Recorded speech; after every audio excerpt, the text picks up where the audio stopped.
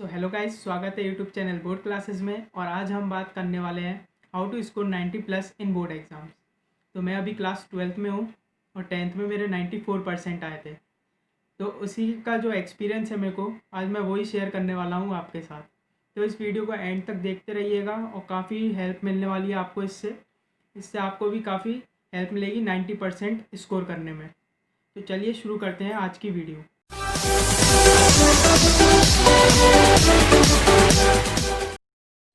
तो जो first tip है वो होनी चाहिए आपकी फर्स्टली कंप्लीट एनसीईआरटी। तो एनसीईआरटी कंप्लीट करने का मोटिव क्या है, क्योंकि जो रेशियो होता है पेपर में वो होता है 80:20, यानी कि 80% एनसीईआरटी होता है और 20% सीबीएसई होता है। तो सबसे पहले आपको एनसीईआरटी कंप्लीट करने का एम रखना चाहिए। पहले एनसीईआरटी अच्छे से करिए, 100% एनसीईआरटी होनी चाहिए। फिर आपको किसी बुक पे या रिफ्रेशर्स पे जाना चाहिए। मैं यही रिकमेंड करूँगा कि एनसीईआरटी अच्छे से करना है आपको। काफ़ी बच्चे क्या करते हैं कि एनसीईआरटी तो नहीं करते हैं पर अपने रिफ्रेशर्स लगाने लगते हैं और आर डी शर्मा लगाने लगते हैं। तो वो चीज़ आपको नहीं करनी है, क्योंकि यहाँ से आपका क्या होता है, एनसीईआरटी के कॉन्सेप्ट्स आपके क्लियर नहीं होते हैं और आपसे आर डी शर्मा के क्वेश्चंस भी नहीं बनते हैं। तो उससे आपको थोड़ा डीमोटिवेशन हो सकता है। तो वो चीज़ नहीं होनी चाहिए। अपना सेकंड पॉइंट है प्रॉपर टाइम टेबल होना चाहिए। तो उसमें आपको 5 सब्जेक्ट्स हैं तो सबको इक्वल इंटरवल ऑफ टाइम देना है आपको। जैसे 5 सब्जेक्ट्स हैं तो आधा आधा घंटा आप अगर देते हैं हर किसी को, तो आपको कम से कम 2.5 घंटे दिन में निकालने हैं। और यहाँ पे इंपॉर्टेंस क्या होती है कि सेल्फ स्टडी बहुत इंपॉर्टेंट है।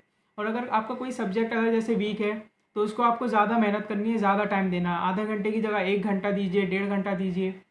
उससे आप इम्प्रूव करने के चांसेस हैं। और अभी क्या, वैसे भी लॉकडाउन चल रहा है और अभी कोई ऐसा स्कूल तो खुलने नहीं है, ऑनलाइन स्टडी हो रही है। तो उस पर ज़्यादा फोकस्ड कीजिए, या काफ़ी वीडियोज़ रहती हैं यूट्यूब पे, उस पर फोकस कीजिए। मैं भी कुछ दिनों बाद डालने वाला हूँ, तो उस पर भी फोकस्ड रहिए।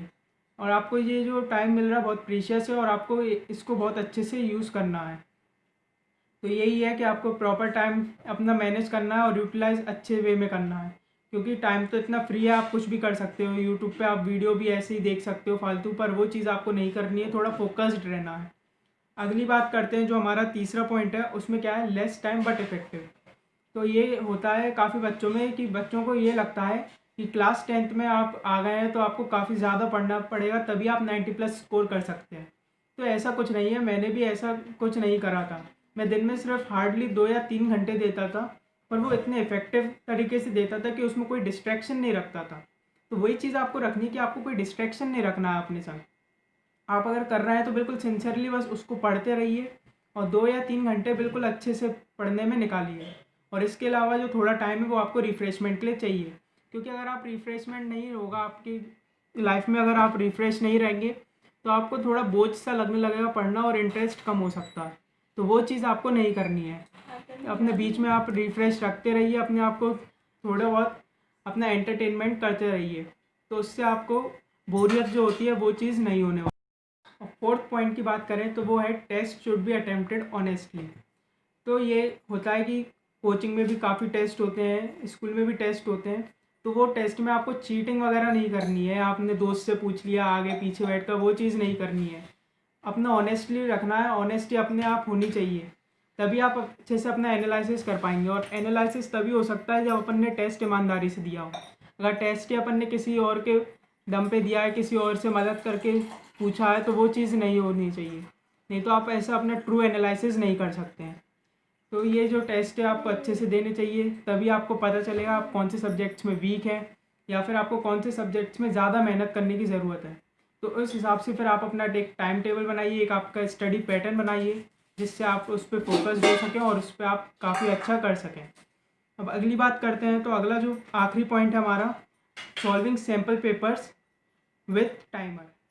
तो यहाँ पे क्या है कि जब आपकी पूरी तैयारी हो जाती है और आखिरी के 2 महीने बचे होते हैं, तो उसमें आपको करना है कि सैम्पल पेपर्स लीजिए ज़्यादा से ज़्यादा और उसको सॉल्व करने की कोशिश कीजिए। और वो भी आपको टाइमर लगा के करना है कि आप 3 घंटे का टाइमर लगा रहे हैं।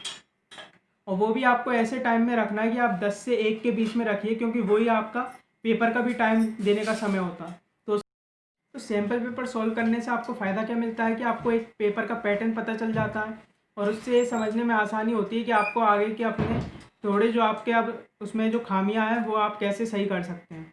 तो सैम्पल पेपर्स भी आपको ऑनेस्टली लगाने हैं अच्छे से। आप सैम्पल पेपर तो आपको घर पे ही लगाने हैं, तो बाहर तो कोई चेक करेगा नहीं, तो घर पे ही आप अच्छे से ईमानदारी के साथ अपना टाइमर लगाएं 3 घंटे का, और उसके हिसाब से आप अपना पेपर दीजिए। उससे आपको ये भी पता चलता है कि आपका परसेंटेज कैसा आ रहा है उसमें, और आपको कहाँ मेहनत करने की ज़रूरत है। और 2 महीने काफ़ी होते हैं, क्योंकि आप अपना कोर्स कंप्लीट कर चुके होते हैं, रिवाइज़ के लिए भी समय मिल जाता है। और आखिरी के 1-2 महीने ऐसे होते हैं कि आपको उसमें अपना फाइनल टच देना होता है, जो पूरे साल भर की मेहनत होती है उसमें एक फाइनल टच लगाना रहता है, और एक क्वालिटी अपनी मेंटेन करनी रहती है। तो यही है। और आपको बोर्ड के लिए जो पेपर में लिखना रहता है, तो उसमें आपको थोड़ा गैप वगैरह मेंटेन करना चाहिए। बिल्कुल ऐसा नहीं कि आपने घुसा घुसा के लिख दिया, ऐसा टीचर को चेक करने में आसानी नहीं होती है। तो आपको थोड़ा अच्छे से सजा के तो नहीं लिखना है, पर थोड़ा साथ के लिखना चाहिए कि सामने वाले को एक बार में आसानी से समझ में आ जाए, क्योंकि फ्रस्ट्रेटेड नहीं होना चाहिए टीचर। तो ये चीज़ आपको फॉलो करनी चाहिए। ये 5 टिप्स थे, और ये काफ़ी यूज़फुल हो सकते हैं, क्योंकि ये पर्सनल एक्सपीरियंस पे था, मैंने भी ऐसा एक्सपीरियंस करा है। तो यही चीज़ है, आपको ये सारे करने चाहिए, और इससे आपको काफ़ी बेनिफिट मिल सकता है। तो आज से ही आपको ये टिप्स शुरू करने चाहिए, और जो ऑनलाइन क्लास हो रही है उसमें आपको ध्यान देना चाहिए। तो यही था आज की वीडियो में।